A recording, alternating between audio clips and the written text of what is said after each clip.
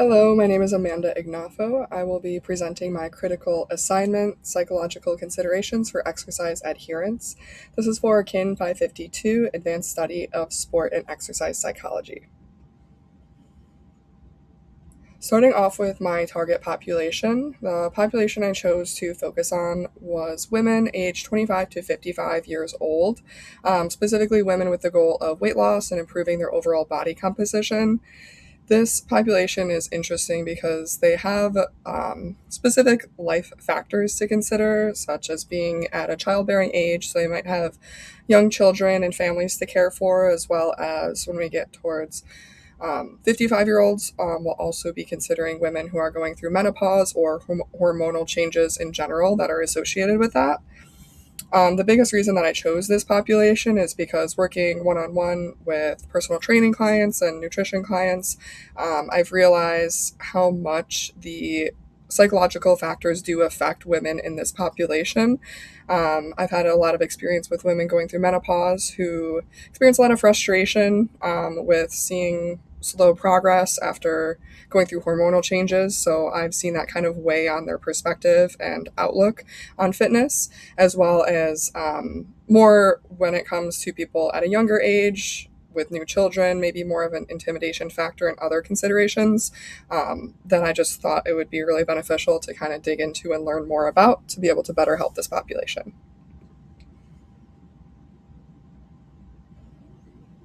So, looking at some current research that exists for this population, starting out with Ainsley and Powell in 2025, they looked at obese women in a weight loss program. This was a structured program where they were looking at the psychological factors that do influence the long term weight loss.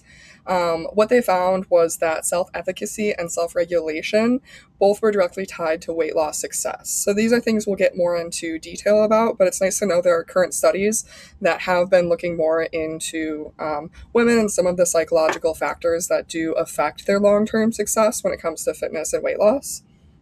Morella also did a study in 2024. This was on women aged 35 through 81.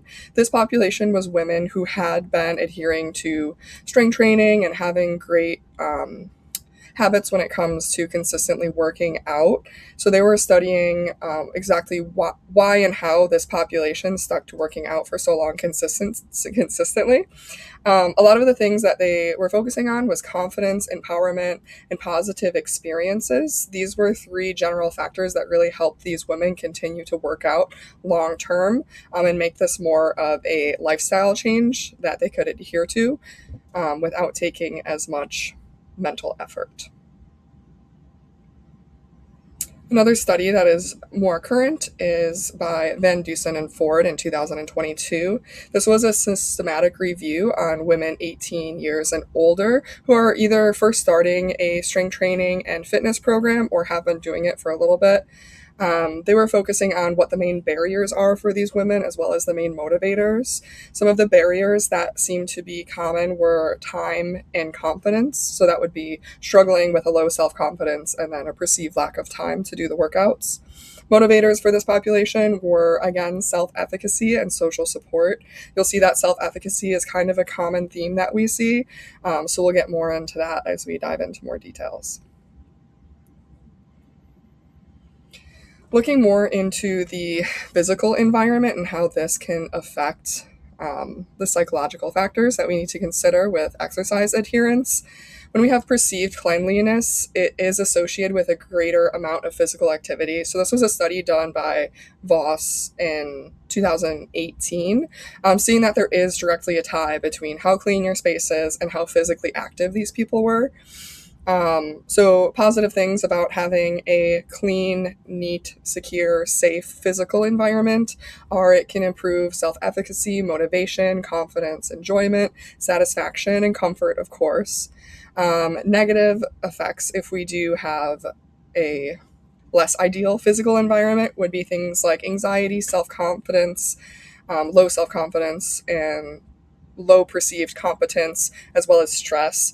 I mean, looking at the pictures over here on the right, I don't imagine anybody would feel too great working out in this this gym at the bottom compared to how you would feel walking into a clean, naturally lit open space. So these things do really play a role in people's experience and how they psychologically view their experience working out. So they are good factors to consider when looking at long term exercise adherence. Social environment is also something that is really a key piece that continuously comes up in different research when we're looking at how we can help people stick to exercise and positive habit changes more long term.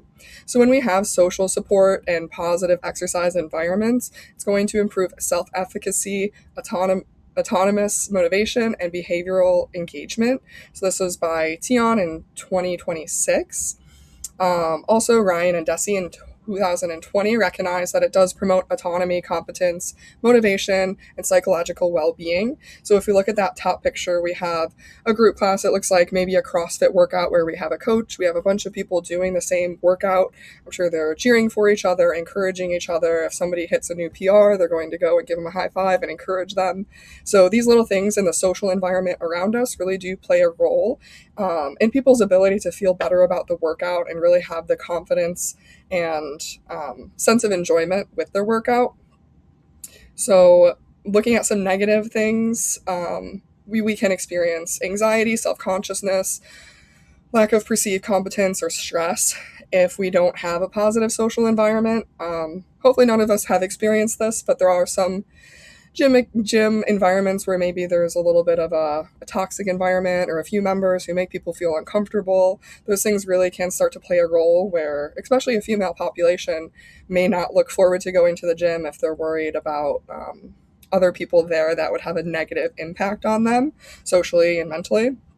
And a home gym, if you consider that. So the bottom picture here, that's something that is relatively popular, that people will have a workout space in their own home, which is nice for convenience, but we do need to consider, while we're improving the convenience and maybe the time efficiency of having a home gym, we are also cutting out that social support typically if people are working out alone rather than in more of a social connection in a gym. Now, looking at family culture can have either a negative or a positive impact. Negative impacts could be if somebody has a lot of family responsibilities and they have a lot of stress and anxiety about the tasks they need to complete for that family. And maybe a perceived sense of lack of support will make them feel less motivated, because if the people at home that are part of their day to day life aren't supporting their goals, it's going to be a little bit harder for them to fully commit to and work towards those goals. On the other end of this, there can be very great positive effects of having a family culture that is supportive, that's going to be aligned with supporting people to make these positive habit changes by providing motivation and reinforcement, encouragement, and accountability. These are all things that do improve exercise adherence. And a strategy to overcome some of these negative family cultures that might exist would just to be, as much as possible, to involve the family and encourage support. As fitness professionals, it's great to keep in mind when we are working with clients or patients to bring up some of these questions just to see a better understanding of what the family life is like at home so that we can work around some of these barriers if they do exist. Moving on to barriers for psychological growth. So, for this specific population, women 25 to 55, some of the top barriers are going to include a low self efficacy, previous failures and setbacks, negative self talk, gym intimidation, and outcome focused goals. So, if we're looking at self efficacy, again, a common theme here, sometimes women in this age group can start to experience a doubt in their ability to perceive. And this can be tied into previous failures. Maybe they've tried dieting in the past, it didn't go well for them, or they tried to stick to a workout program, but they weren't seeing any changes. They didn't notice improvements in their physique or their strength. So these things can kind of build up to cause a low self efficacy. The self efficacy theory by Bandura in 1997 is really the best approach to helping this population. The more that I've looked into it, really helping support them in a way that they start to feel like they are capable of making these changes and setting goals that they can work towards and actually be successful at doing. One way to help with that is also improving negative self talk. So, if they are having a lot of negative thoughts about themselves, starting to restructure that mindset and the way they speak to themselves can play a part and start to improve their confidence and their self efficacy as well. Looking at gym intimidation, I did bring this up a little bit. Sometimes women who may have been out of the gym for a while, maybe are less familiar with the equipment, can start to feel some self consciousness in their ability to go to the gym and complete a workout. They don't want to stick out as somebody who's new, so it can cause some fear and intimidation sometimes. A great approach to overcome that is maybe working with a personal trainer or looking at some group classes. Also, looking at the outcome focused goals. As we were talking about the previous failures or setbacks, maybe they have a lot of frustration focused around like physical appearance and weight loss goals. So it may be better to focus on process goals where we're looking at saying complete 4 workouts within the week. And then if you achieve that, you reach your goal. So focusing on steps that are going to support the process, which again will lead to that end goal, which would be more of the outcome goals, whether it's weight loss or increased muscle. But looking at the process to kind of keep a better, healthier mentality and a little bit lower pressure. And hopefully, again, decreasing some of that negative self talk. Now, if we're looking at factors affecting exercise adherence, lack of time is one that's common for this population. Considering women 25 to 55, a lot of times they're balancing work, children, family responsibilities, and they're going to prioritize their family's needs over everything. It's quite common that they might have a sense of guilt or other priorities when it comes to caring for family, whether that's children or elderly parents. So, strategies to kind of overcome this barrier would be planning ahead. This is something supported by research with the text ANZAL 2024, and doing home workouts as well as individualized and flexible plans. This was supported by Greenbaum et al. 2025. Lack of time is something that I believe is more of a perceived barrier, and a great way to overcome this would just be maybe shorter home workouts, taking up less time, but consistency over time is going to still make a significant difference. Lack of self efficacy would be the second factor that does affect exercise adherence for this population. When they have that decreased confidence and a sense of low self efficacy, it's harder for them to commit to that long term change and adherence to physical activity. So, strategies to overcome this would be supporting positive self talk. Again, doing those process focused goals. This is supported by Seeger in 2011, as well as developing self regulation skills. This was found by Ansley and Post in 2026.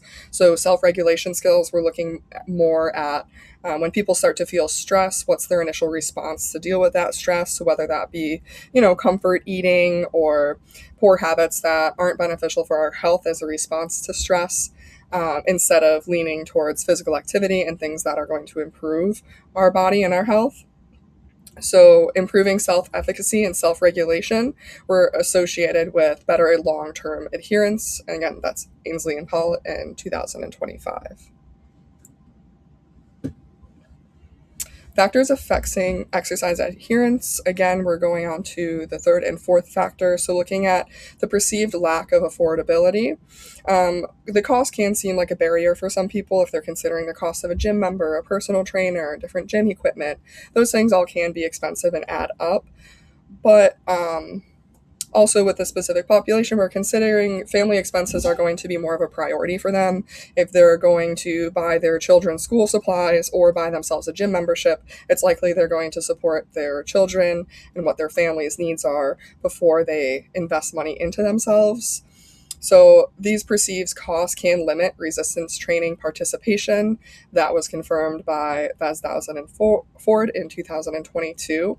Strategies to overcome this would be home workouts with minimal equipment and focusing on consistency over membership. So again, we can do these short workouts with just body weight. If we're doing them consistently enough, these things are going to pay off.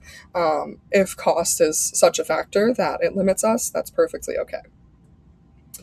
Now, looking at lack of social support for the fourth factor, this kind of ties into what we were talking about before. Having encouragement and accountability are huge when we're looking at social support.